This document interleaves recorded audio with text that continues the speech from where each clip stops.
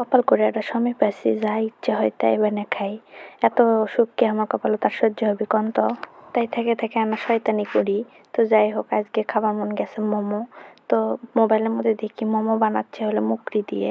তো আমাদের কাছে তো মুরগি নাই, তো আমরা বানাবো মাছ দিয়ে। যেই ভাবা সেই কাজ, কাজে লাগে পণ্য আমি।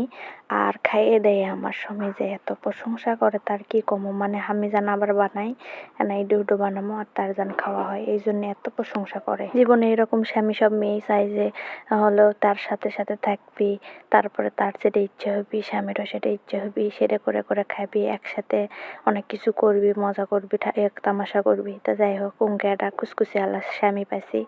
তো শ্রমিক লিয়ে ইডে উডে বেনে বেনে খাই। তাক যদি কই কিছু বানামো, তাই আরো আমার থেকে উপর দিকে আগে লাফ মারে, মানে তার হলো আরো বেশি আগ্রহ।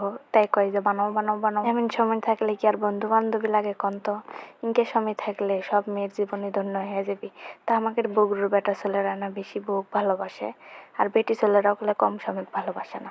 স্বামীকে একবার কলজে দিয়ে অন্তর দিয়ে ভালোবাসে।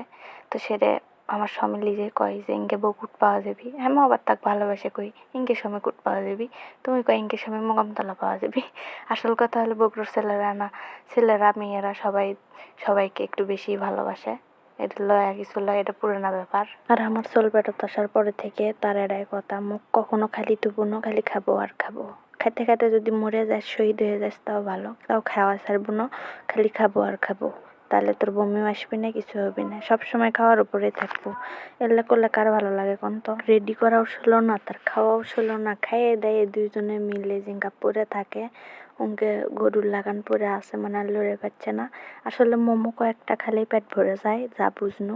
অনেক ভারী খাবার। সবাই ভালো থাকবেন।